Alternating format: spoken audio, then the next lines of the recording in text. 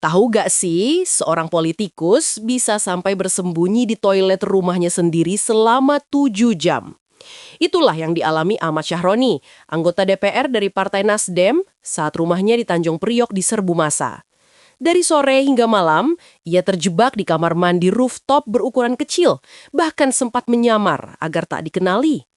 Kok bisa seorang pejabat sampai mengalami hal dramatis seperti ini? Apa yang sebenarnya terjadi di balik peristiwa mencekam tersebut? Akhir Agustus 2025 menjadi momen yang tak akan dilupakan Ahmad Syahroni. Di sore hari, kediamannya di Jalan Swasembada Timur 22, Kebon Bawang, Tanjung Priok, tiba-tiba digeruduk massa. Suasana yang awalnya tenang berubah mencekam ketika pagar rumah digoyang, bahkan dilempari batu hingga menimbulkan suara gaduh dan pecahan kaca. Bukan hanya ancaman dari luar, teror itu juga menyebar ke dalam rumah. Di dalam ada 8 orang, Syahroni, beberapa staf, dan sejumlah tamu. Mereka panik bukan main, berlari mencari cara untuk menyelamatkan diri.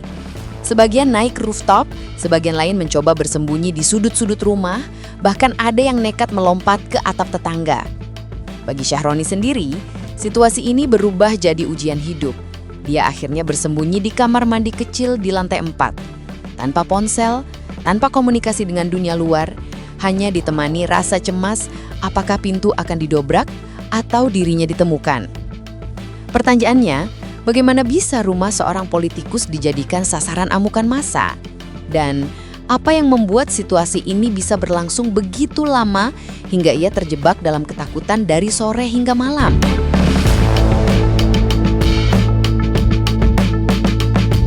Begitu massa mulai merangsek masuk dan melempari rumah dengan batu, Ahmad Syahroni dan orang-orang di dalam rumah tak punya banyak pilihan. Mereka memilih naik ke rooftop, berharap ketinggian bisa memberi peluang menyelamatkan diri.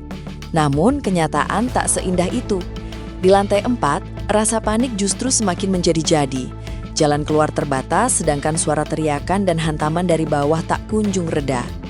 Dalam kondisi genting itu, Syahroni mengambil keputusan yang tak terduga, bersembunyi di toilet kecil berukuran sekitar 3 meter persegi di rooftop. Bukan tempat yang nyaman, apalagi aman. Tapi itulah satu-satunya ruang yang bisa menutupinya dari pandangan. Pintu toilet itu tidak ia kunci, karena justru akan menimbulkan curiga jika ada orang mencoba membukanya. Untuk menguatkan penyamarannya, ia bahkan mengotori wajah dengan tanah dan debu, berharap jika ada yang masuk, ia tak dikenali sebagai anggota DPR. Benar saja, seorang tak dikenal sempat masuk dan menyinari ruangan dengan senter. Orang itu bertanya singkat, "Kamu siapa?" Syahroni menjawab, "Saya penjaga rumah." Beruntung orang tersebut percaya lalu pergi, hanya menyuruhnya diam. Momen singkat itu menjadi titik krusial, satu jawaban salah bisa berakibat fatal. Yang lebih sulit, Syahroni tak membawa ponsel. Tas berisi handphone tertinggal di rumah dan akhirnya hilang saat penjarahan. Artinya, ia benar-benar terputus dari komunikasi. Dari sore hingga malam, ia hanya bisa menunggu dalam ketakutan tanpa tahu kapan keadaan akan aman. Pertanyaannya, bagaimana rasanya seorang politikus yang biasa tampil percaya diri di panggung harus bersembunyi di toilet sempit menunggu nasibnya ditentukan oleh massa yang mengamuk?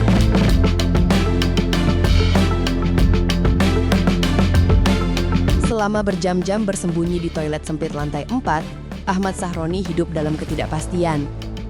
Ia tak tahu bagaimana kondisi di luar, tak bisa berkomunikasi, dan tak punya pegangan apapun selain harapan bisa selamat. Tas berisi ponselnya hilang saat penjarahan, membuatnya benar-benar terputus dari staf maupun keluarga. Dari sore hingga malam, tak seorang pun tahu di mana keberadaannya. Sementara itu, di luar rumah, kepanikan juga melanda. Staf pribadi dan keluarga yang berada di lokasi tak bisa menghubungi Syahroni. Mereka mencoba mencari tahu tetapi nihil. Rasa cemas makin menjadi ketika kabar penjarahan menyebar. Namun tak ada kepastian soal kondisi sang politisi. Bayangkan, seorang anggota DPR bisa hilang kontak di rumahnya sendiri tanpa perlindungan hingga hanya mengandalkan atap tetangga untuk menyelamatkan diri. Baru sekitar pukul 22 WIB, kabar pertama muncul. Syahroni berhasil keluar dari persembunyian dan memanjat atap rumah untuk menuju kediaman salah satu tetangganya. Dari sana, ia meminjam telepon tetangga tersebut untuk menghubungi istrinya, Feby Belinda. yang saat itu sedang berada di luar Jakarta. Menariknya, hanya satu nomor yang ia hafal di luar kepala, nomor sang istri. Dari situlah komunikasi kembali terjalin, menandai akhir dari ketegangan panjang yang menjeratnya. Ketua RT setempat, Yuri Disman, menjelaskan bahwa warga sempat menutup akses gang menuju rumah Sahroni pasca kericuhan. Tujuannya jelas, mencegah orang luar keluar masuk dan menambah kekacauan. Portal sementara itu akhirnya diturunkan setelah situasi berangsur normal. Namun pertanyaan tersisa, bagaimana mungkin seorang pejabat bisa terisolasi total di rumahnya sendiri, tanpa perlindungan, hingga hanya mengandalkan atap tetangga untuk menyelamatkan diri?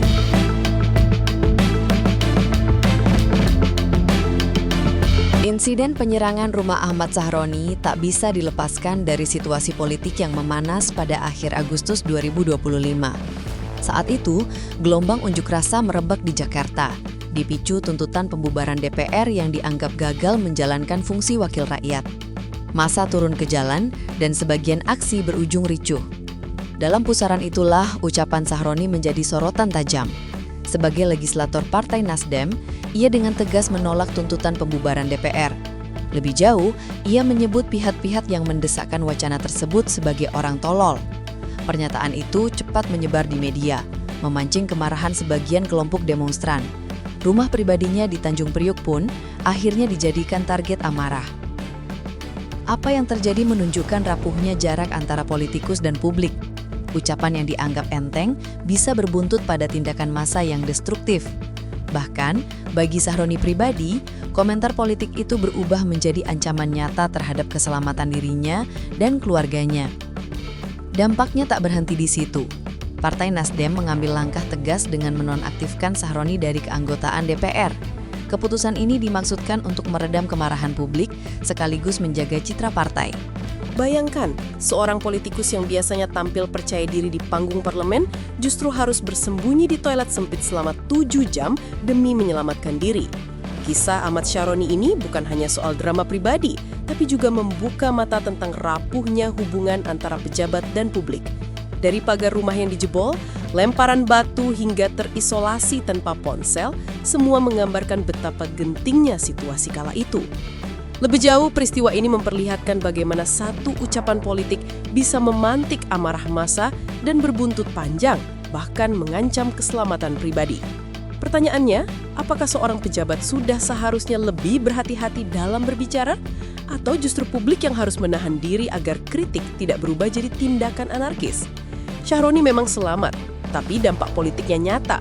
Posisinya di DPR dinonaktifkan partainya sendiri.